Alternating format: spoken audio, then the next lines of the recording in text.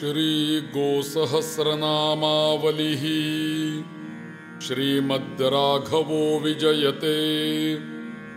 जगद्गुरु श्रीमद् रामानन्दाचार्याय नमः। श्री गोमात्रे नमः। अथ ध्यानम्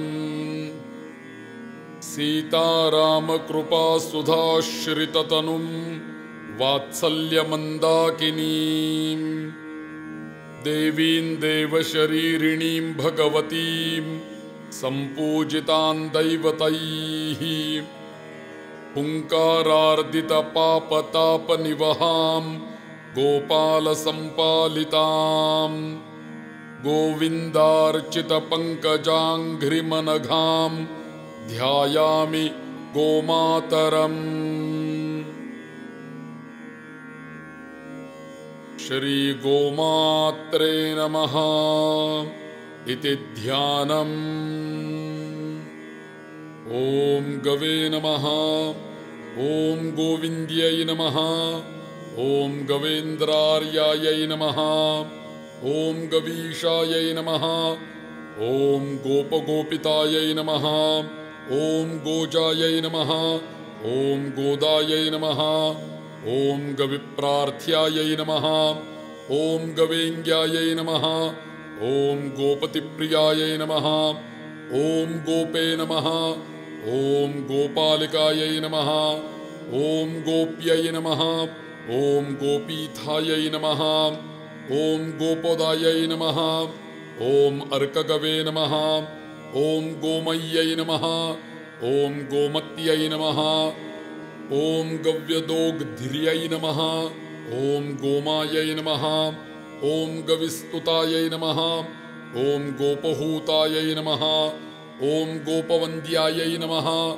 ॐ गोपगीतायै नमः। ॐ गवार्चितायै नमः।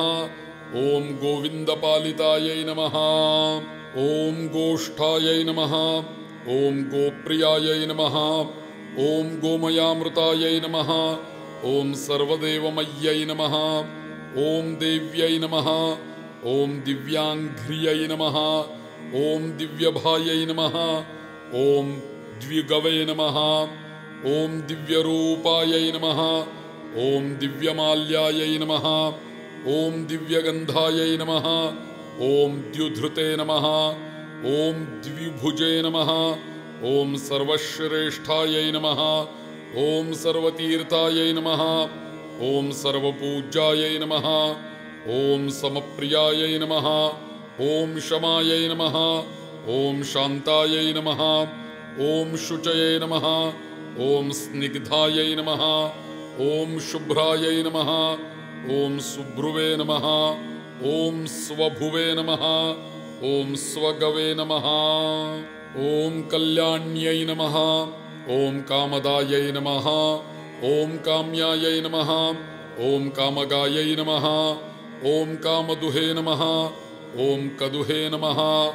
ॐ कोष्णदुग्धायै नमः। ॐ कुजायै नमः। ॐ कावीकीर्तितायै नमः। ॐ कीर्तिवर्धिन्यै नमः। ॐ माधव्यै नमः। ॐ माधवप्रेष्ठायै नमः। ॐ मायै नमः। ॐ मान्यायै नमः। ॐ माधवप्रियायै नमः। ॐ मानुतायै नमः। ॐ मानितायै नमः। ॐ मेष्टायै नमः। ॐ महितायै नमः। ॐ महिमस्थितायै नमः। ॐ बन्धुरायै नमः। ॐ बन्धुदायै नमः। ॐ बन्धवे नमः। ॐ बान्धव्यै नमः। ॐ बन्धुकायै नमः। ॐ अवधवै नमः। ॐ वन्दितायै नमः। ॐ वाचे नमः। ॐ वृषध्वै नमः। ॐ वन्दारवे नमः। ॐ दारव्यै नमः। ॐ द्रुमायै नमः। ॐ चारुरूपायै नमः। ॐ चारुशृङ्ग्यै नमः। ॐ चारुशोभायै नमः। ॐ सुचारुगवे नमः। ॐ चारुवत्सायै नमः। ॐ चारुखुरायै नमः। ॐ चारुगायै नमः। ॐ चारुसुस्तन्यै नमः। ॐ चारुशीलायै नमः। ॐ चारुरुचये नमः। ॐ चारुभाषायै नमः। ॐ चतुष्पदायै नमः। ॐ पवित्रायै नमः। ॐ पावन्यै नमः। ॐ पूतायै नमः। ॐ पूतात्मने नमः। ॐ पापनाशिन्यै नमः। ॐ शुभायै नमः। ॐ शुभतरायै नमः। ॐ सौम्यायै नमः। ॐ शोभितायै नमः। ॐ शोभनस्पृहायै नमः। ॐ शुक्लवर्णायै नमः। ॐ शुक्लरदायै नमः। ॐ शुक्लत्विषे नमः। ॐ शुक्लरूपिण्यै नमः। ॐ श्यामायै नमः। ॐ श्यामप्रियायै नमः। ॐ श्यामकर्ण्यै नमः। ॐ श्यामपयोधरायै नमः। ॐ श्यामपुच्छ्यै नमः। ॐ श्यामवर्णायै नमः। ॐ श्यामाङ्घ्रियै नमः। ॐ श्यामलोमिकायै नमः। ॐ श्यामात्मने नमः। ॐ श्यामभायै नमः। ॐ श्यामदेहिकायै नमः। ॐ श्यामवत्सकायै नमः। ॐ श्यामचित्तायै नमः। ॐ श्यामसत्त्वायै नमः। ॐ श्यामकायै नमः। ॐ श्याममूर्धजायै नमः। ॐ कपिलायै नमः। ॐ कपिलस्तुत्यायै नमः। ॐ कपिलाक्ष्यै नमः। ॐ सकापिल्यै नमः। ॐ कपिशायै नमः। ॐ कपिशार्दूलपूज्यायै नमः। ॐ पूज्यपादाम्बुजायै नमः। ॐ प्रणवायै नमः। ॐ प्रणवाकारायै नमः। ॐ प्रणवाभायै नमः। ॐ प्रणेदुष्यै नमः। ॐ प्रणवेङ्ग्यायै नमः। ॐ सत्प्रणवायै नमः। ॐ प्रणवध्वानधारिण्यै नमः। ॐ प्राणायै नमः। ॐ प्राणमय्यै नमः। ॐ प्राणपोषिण्यै नमः। ॐ प्राणधारिण्यै नमः। ॐ प्राणभृते नमः। ॐ प्राणकृते नमः। ॐ प्राणधृते नमः। ॐ प्राणत्विषे नमः। ॐ प्रणम्यधिये नमः। ॐ गव्यदुहे नमः। ॐ गव्यभुजे नमः। ॐ गव्यसुवे नमः। ॐ गव्यस्पृशे नमः। ॐ सगव्यभायै नमः। ॐ गव्यगायै नमः। ॐ गव्यलायै नमः। ॐ गव्यदायिन्यै नमः। ॐ गव्यपायिन्यै नमः। ॐ हव्यदोहायै नमः। ॐ हव्यतनवे नमः। ॐ हव्यात्मने नमः। ॐ हव्यसुवे नमः। ॐ हविर्दोग्धिर्यै नमः। ॐ हव्यपयसे नमः। ॐ हव्यसर्पिषे नमः। ॐ हव्यदधये नमः। ॐ स्वदायै नमः। ॐ कव्यकृते नमः। ॐ कव्यभृते नमः। ॐ कव्यधारिण्यै नमः। ॐ कव्यहारिण्यै नमः। ॐ कव्येष्टायै नमः। ॐ कव्यघृतिकायै नमः। ॐ कव्यपुरे नमः। ॐ कव्यवर्षिण्यै नमः। ॐ कामधेनवे नमः। ॐ कामगव्यै नमः। ॐ कामसुवे नमः। ॐ कामकामितायै नमः। ॐ कामदायै नमः। ॐ कामगायै नमः। ॐ कामवर्षिण्यै नमः। ॐ कामकर्षिण्यै नमः। ॐ कामरूपायै नमः। ॐ कामखुरायै नमः। ॐ कामौजसे नमः। ॐ कामनाशिन्यै नमः। ॐ कामपूरायै नमः। ॐ कामरुचये नमः। ॐ कामतेजसे नमः। ॐ सुकामिन्यै नमः। ॐ कामश्वासायै नमः। ॐ कामरवायै नमः। ॐ कामायै नमः। ॐ कामकरीषिण्यै नमः। ॐ कामगन्धायै नमः। ॐ कामवरायै नमः। ॐ कामहायै नमः। ॐ कामकवे नमः। ॐ शकायै नमः। ॐ कामहर्षायै नमः। ॐ कामवर्षायै नमः। ॐ अकाम्यायै नमः। ॐ काम्यवरप्रदायै नमः। ॐ कामवृष्ट्यै नमः। ॐ कामसृष्ट्यै नमः। ॐ कामगृष्ट्यै नमः। ॐ गरीयस्यै नमः। ॐ स्वर्गव्यै नमः। ॐ स्वर्णदीपूतायै नमः। ॐ स्वर्गनुते नमः। ॐ स्वर्गसेविन्यै नमः। ॐ स्वर्गध्येयायै नमः। ॐ स्वर्गज्ञेयायै नमः। ॐ स्वर्ग्यायै नमः। ॐ स्वर्गसुखायै नमः। ॐ असुखायै नमः। ॐ पूतक्रतवे नमः। ॐ पूतयज्ञायै नमः। ॐ पूतहोमायै नमः। ॐ विपूतिकायै नमः। ॐ पूतात्मने नमः। ॐ पूतरविकायै नमः। ॐ पूतकृते नमः ॐ पूतवन्दितायै नमः ॐ स्वधाक्षीरायै नमः ॐ स्वधानीरायै नमः ॐ स्वधाहय्यङ्गवायै नमः ॐ स्वधायै नमः ॐ स्वधासर्पिषे नमः ॐ स्वधासृष्ट्यै नमः ॐ स्वधादृष्ट्यै नमः ॐ स्वधामदायै नमः ॐ स्वाहायै नमः ॐ स्वाहात्मिकायै नमः ॐ स्वाहारेतसे नमः ॐ स्वाहाकरीषिण्यै नमः ॐ स्वाहादधिपयसे नमः ॐ स्वाहाघृतायै नमः ॐ स्वाहापयस्विन्यै नमः ॐ स्वाहाध्वनिमय्यै नमः ॐ स्वाहासत्त्वायै नमः ॐ स्वाहैकविग्रहायै नमः ॐ स्वाहाकारतनवे नमः ॐ स्वाहातुष्टायै नमः ॐ स्वाहाप्रमोदिन्यै नमः ॐ वषट्कारायै नमः ॐ चिदाकारायै नमः ॐ निराकारायै नमः ॐ शुभाकृत्यै नमः ॐ स्निग्धाकारायै नमः ॐ अभयाकारायै नमः ॐ प्रेमाकारायै नमः ॐ सदाकृतये नमः ॐ साध्व्यै नमः ॐ साध्वीनुतायै नमः ॐ साध्वीगीतायै नमः ॐ साध्वीजनप्रियायै नमः ॐ साध्वीष्टायै नमः ॐ साध्वीमहितायै नमः ॐ साध्वीसेव्यायै नमः ॐ विसाध्वसायै नमः ॐ कृत्यै नमः ॐ धृत्यै नमः ॐ मत्यै नमः ॐ क्षान्त्यै नमः ॐ शान्त्यै नमः ॐ दान्त्यै नमः ॐ रत्यै नमः ॐ गत्यै नमः ॐ द्युत्यै नमः ॐ नृत्यै नमः ॐ श्रुत्यै नमः ॐ कान्त्यै नमः ॐ श्रुत्यै नमः ॐ कीर्त्यै नमः ॐ स्मृत्यै नमः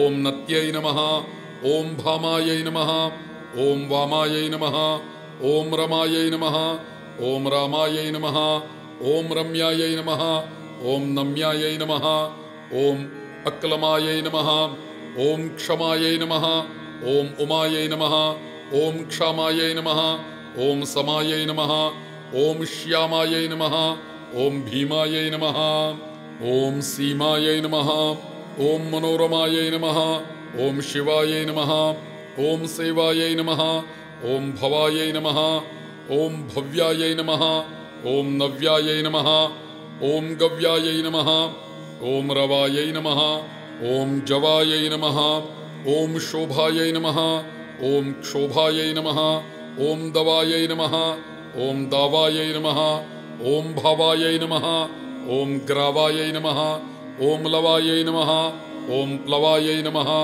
ॐ धेनवे नमः ॐ धार्यायै नमः ॐ धरायै नमः ॐ धारायै नमः ॐ अपारावारायै नमः ॐ परायै नमः ॐ अपरायै नमः ॐ परावरायै नमः ॐ अधरायै नमः ॐ अधृष्यायै नमः ॐ अस्पृश्यायै नमः ॐ अक्लेश्यायै नमः ॐ कृषिप्रियायै नमः ॐ ऋषे नमः ॐ ऋष्ट्यै नमः ॐ त्विषे नमः ॐ त्विषायै नमः ॐ तुष्ट्यै नमः ॐ पुष्ट्यै नमः ॐ पोषायै नमः ॐ सुपोषणायै नमः ॐ तोषणायै नमः ॐ तोषितायै नमः ॐ तूर्णायै नमः ॐ तूर्णगायै नमः ॐ तुरे नमः ॐ तुरङ्गमायै नमः ॐ तृषे नमः ॐ तृष्णायै नमः ॐ तृड्ढर्यै नमः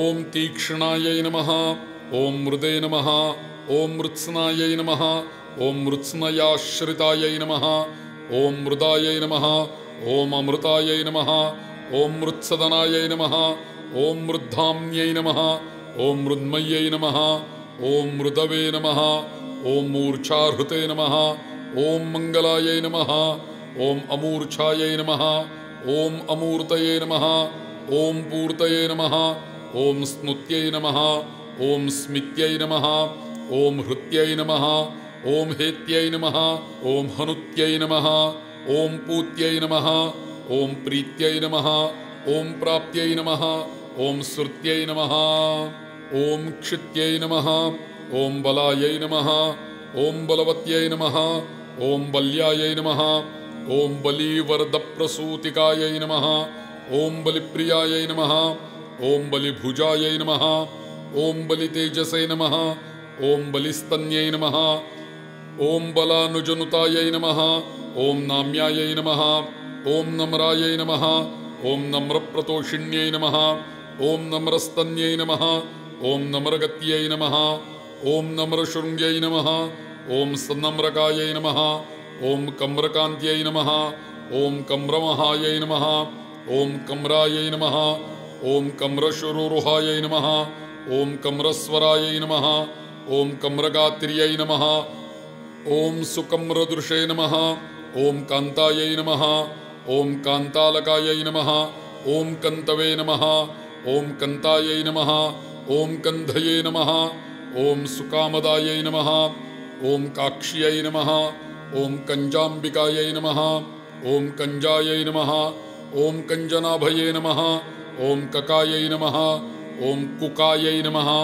ॐ भूमिपे नमः ॐ भूमिजापूज्यायै नमः ॐ भूमिष्ठायै नमः ॐ भूमिपावन्यै नमः ॐ भूमिपेष्टायै नमः ॐ भूमिमय्यै नमः ॐ भूमिभृते नमः ॐ भूमिभाविन्यै नमः ॐ भूमायै नमः ॐ भूमनतायै नमः ॐ भौम्यै नमः ॐ भौमभायै नमः ॐ भौमदोषहायै नमः ॐ भूमिभारहर्यै नमः ॐ भूमिपापहृते नमः ॐ भूमिभूषणायै नमः ॐ भूत्यै नमः ॐ भूतजनये नमः ॐ भाव्यायै नमः ॐ विभूतये नमः ॐ भूतभावन्यै नमः ॐ भूतात्मने नमः ॐ भूतजनन्यै नमः ॐ भूतसौख्यायै नमः ॐ विभूतिदायै नमः ॐ मङ्गल्यायै नमः ॐ मङ्गलमुख्यै नमः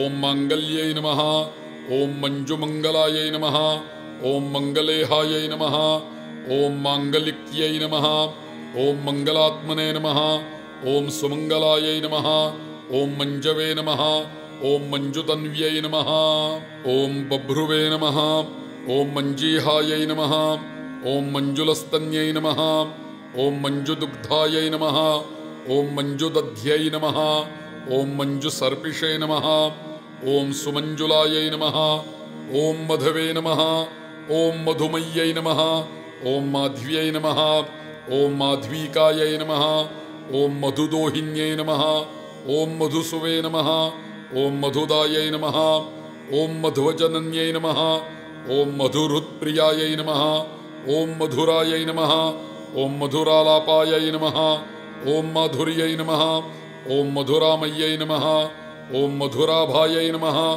ॐ सुमधुरायै नमः ॐ मधुरश्रुवे नमः ॐ मधुव्रतायै नमः ॐ मन्मथघ्न्यै नमः ॐ मदकर्यै नमः ॐ मदनद्विषे नमः ॐ मदालसायै नमः ॐ माद्यन्त्यै नमः ॐ मद्यशमन्यै नमः ॐ मदनेशपतिस्तुतायै नमः ॐ हरिप्रियायै नमः ॐ हरिजगध्यै नमः ॐ हरिकान्तये नमः ॐ हरिप्रदायै नमः ॐ हरिषेणायै नमः ॐ हरिमत्यै नमः ॐ हरिहासायै नमः ॐ हरिस्पृहायै नमः ॐ हर्षितायै नमः ॐ हरितायै नमः ॐ हृष्टायै नमः ॐ हरिलोमन्यै नमः ॐ हरिन्मय्यै नमः ॐ हरिनाथायै नमः ॐ हरिमुख्यै नमः ॐ हरिश्रद्धायै नमः ॐ हरिस्तन्यै नमः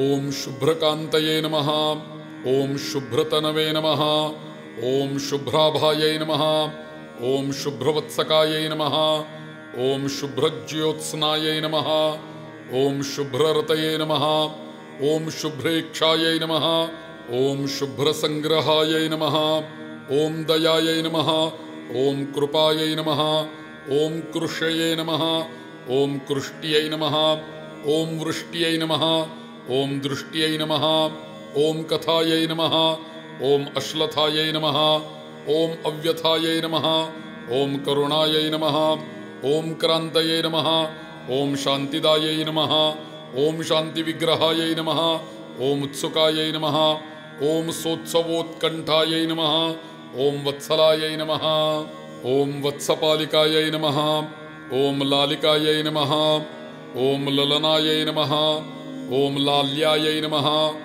ॐ लालितायै नमः ॐ ललितायै नमः ॐ हितायै नमः ॐ लक्षणायै नमः ॐ लक्षितायै नमः ॐ लक्ष्यायै नमः ॐ लभ्यायै नमः ॐ लाभायै नमः ॐ सुलम्भनायै नमः ॐ लब्धव्यायै नमः ॐ लम्भनीयार्यायै नमः ॐ लब्धायै नमः ॐ सल्लाभभावितायै नमः ॐ भामितायै नमः ॐ भामगायै नमः ॐ अभामायै नमः ॐ भाम्यायै नमः ॐ भामवत्यै नमः ॐ सत्यै नमः ॐ शाश्वत्यै नमः ॐ साधुगायै नमः ॐ साध्यायै नमः ॐ साधिकायै नमः ॐ असाध्वसायै नमः ॐ असमायै नमः ॐ साधनायै नमः ॐ साधितायै नमः ॐ साधवे नमः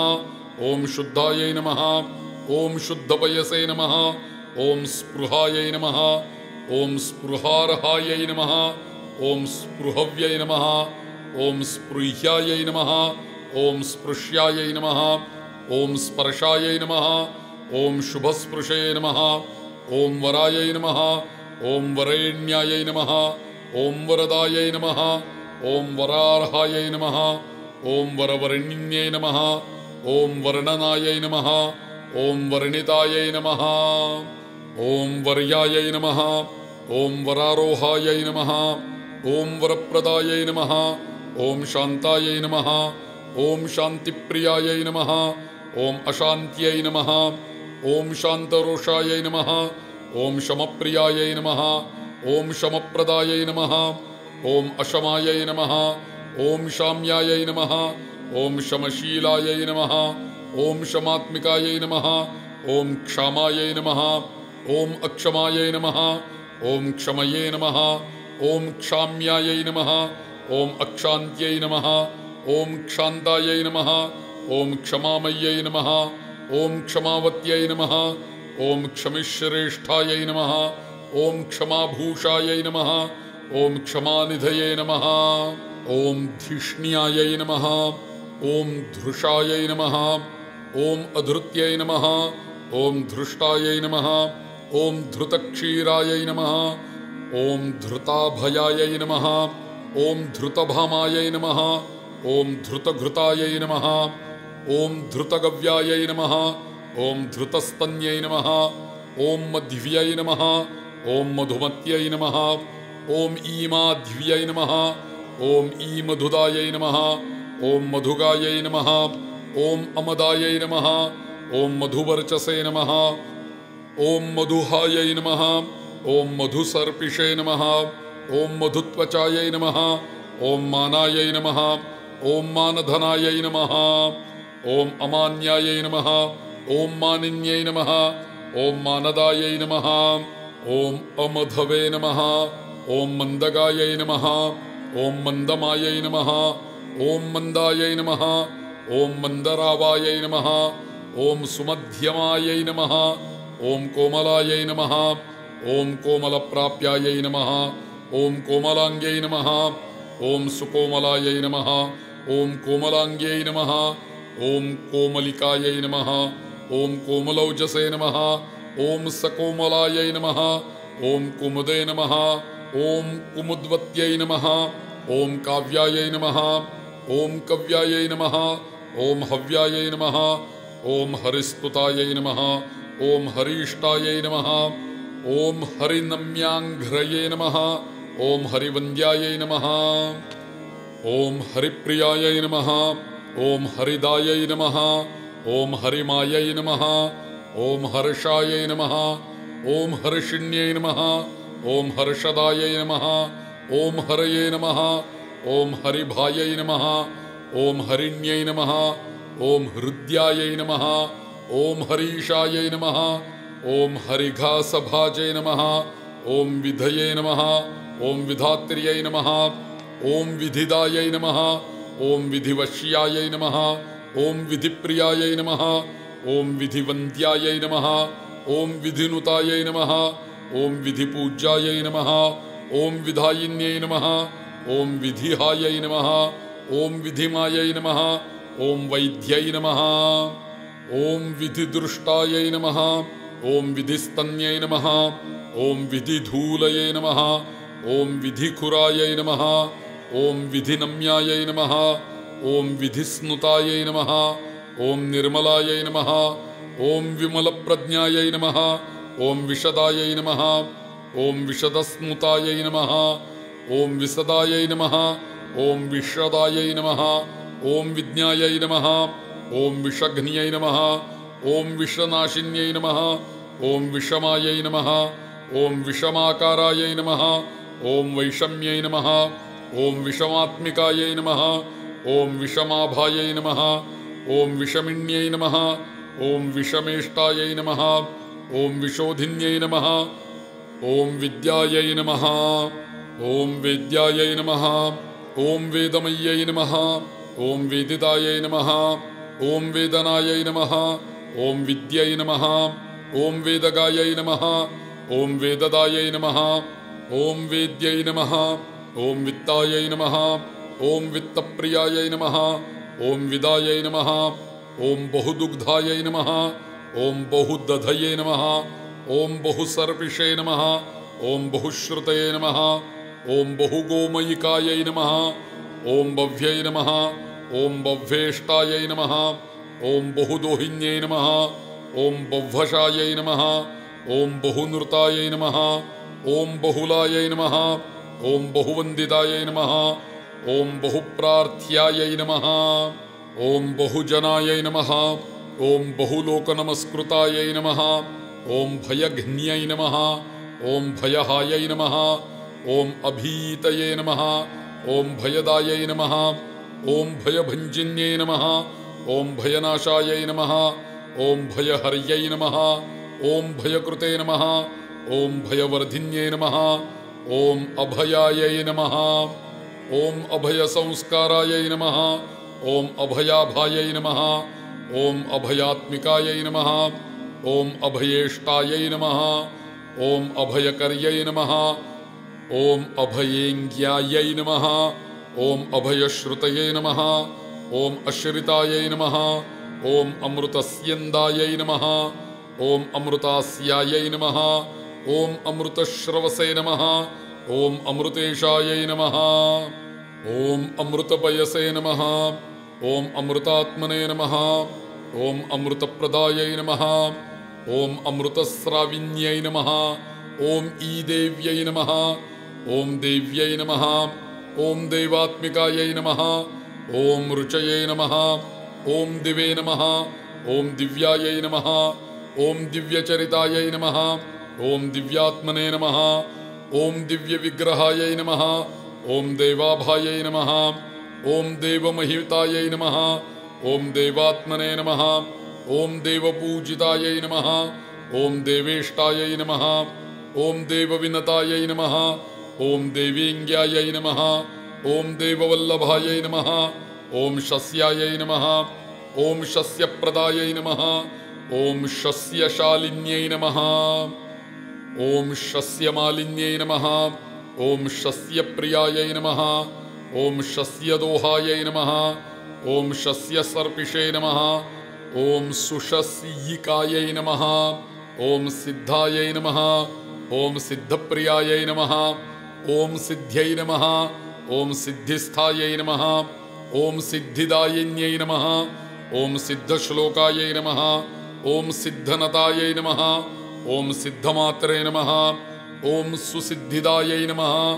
ॐ सभ्यायै नमः ॐ साध्यगणस्तुत्यायै नमः ॐ साध्यसेव्यायै नमः ॐ यशस्विन्यै नमः ॐ यशोधरायै नमः ॐ यशोमय्यै नमः ॐ यशोराशये नमः ॐ यशोधनायै नमः ॐ यशःप्रियायै नमः ॐ यशःपूतायै नमः ॐ यशोदुग्धायै नमः ॐ यशोघृतायै नमः ॐ यशोदधये नमः ॐ यशस्यन्दायै नमः ॐ यशोगोमयिन्यै नमः ॐ निधये नमः ॐ यतुशीलायै नमः ॐ यतुमय्यै नमः ॐ यातुधानविनाशिन्यै नमः ॐ यतुचित्तायै नमः ॐ यतुमतये नमः ॐ यत्वात्मने नमः ॐ यतुबुद्धिभाजै नमः ॐ बद्धायै नमः ॐ बद्धजनप्रार्थ्यायै नमः ॐ बद्धपादायै नमः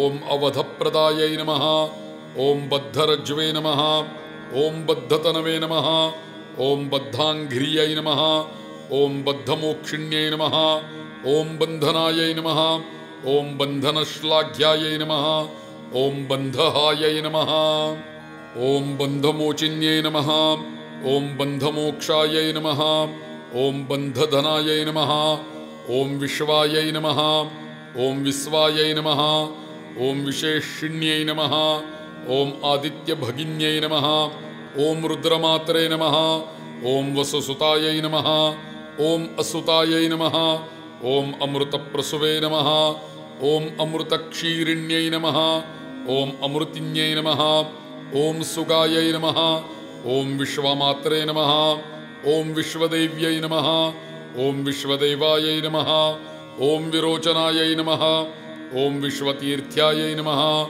ॐ विश्वगन्धायै नमः ॐ विश्वमायायै नमः ॐ विभुप्रियायै नमः ॐ विष्णुपूज्यायै नमः ॐ विष्णुतनवे नमः ॐ वैष्णव्यै नमः ॐ विष्णुभाविन्यै नमः ॐ विष्णुमात्रे नमः ॐ विष्णुमय्यै नमः ॐ विष्णुदायै नमः ॐ विष्णुवल्लभायै नमः ॐ ब्रह्मपूतायै नमः ॐ ब्रह्ममय्यै नमः ॐ ब्रह्मभुवे नमः ॐ ब्रह्मदायिन्यै नमः ॐ ब्रह्मभूतायै नमः ॐ ब्रह्मतनवे नमः ॐ ब्रह्मज्ञायै नमः ॐ ब्रह्मवल्लिकायै नमः ॐ महामातायै नमः ॐ महामात्रे नमः ॐ महाभूत्यै नमः ॐ महातनवे नमः ॐ महामात्यायै नमः ॐ महादेव्यै नमः ॐ महालक्ष्म्यै नमः ॐ महामायायै नमः ॐ महाखुरायै नमः ॐ महापादायै नमः ॐ महोरस्कायै नमः ॐ महोदर्यै नमः ॐ महास्कन्धायै नमः ॐ महाशृङ्ग्यै नमः ॐ महानासायै नमः ॐ महामतये नमः ॐ महाचित्ता नमः ॐ महाकारायै नमः ॐ महावक्त्रायै नमः ॐ महाहनवे नमः ॐ महानादायै नमः ॐ महाह्लादायै नमः ॐ महापुच्छायै नमः ॐ महापयसे नमः ॐ महामनसे नमः ॐ महाबुद्धये नमः ॐ महाशक्तये नमः ॐ महेश्वर्यै नमः ॐ महेशान्यै नमः ॐ महावाण्यै नमः ॐ महावत्सायै नमः ॐ महाफलायै नमः ॐ चपलायै नमः ॐ चपलाकारायै नमः ॐ चापल्यै नमः ॐ चापलप्रियायै नमः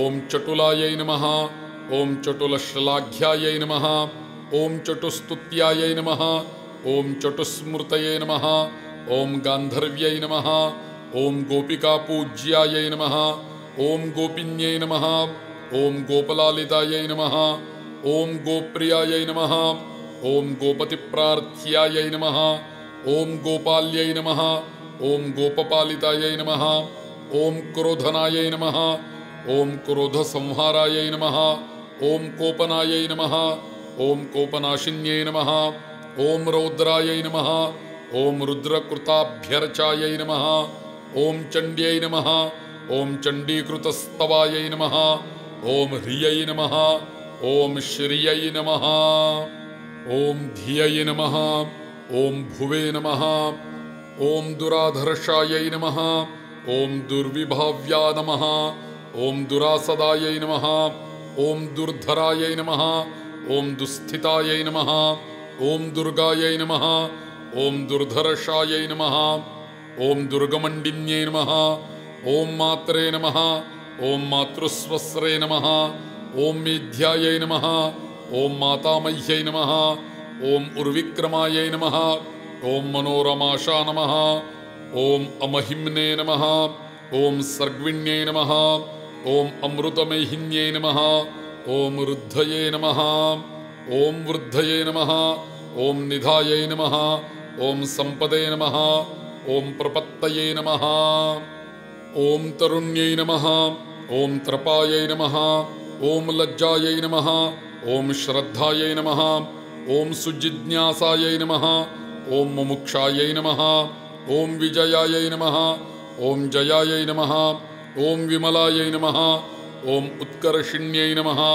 ॐ ज्ञानायै नमः ॐ योगायै नमः ॐ सत्यायै नमः ॐ क्रियायै नमः ॐ अमृषायै नमः ॐ ईशानायै नमः ॐ अनुग्रहायै नमः ॐ अमोघायै नमः ॐ निग्रहायै नमः ॐ स्वार्थवर्जितायै नमः ॐ प्रसन्नायै नमः ॐ प्रसृतायै नमः ॐ प्राप्यायै नमः ॐ प्रांशवे नमः ॐ प्राप्त्यै नमः ॐ प्रसादिन्यै नमः ॐ सत्प्रतिष्ठायै नमः ॐ सुप्रतीतये नमः ॐ प्रापिकायै नमः ॐ परमेश्वर्यै नमः ॐ निष्प्रपञ्चायै नमः ॐ पञ्चभूतायै नमः ॐ पञ्चगव्यायै नमः ॐ प्रपञ्चकृते नमः ॐ वात्सल्यमूर्तये नमः ॐ सत्पूर्तये नमः ॐ ज्योतिहृते नमः ॐ कीर्तिदायिन्यै नमः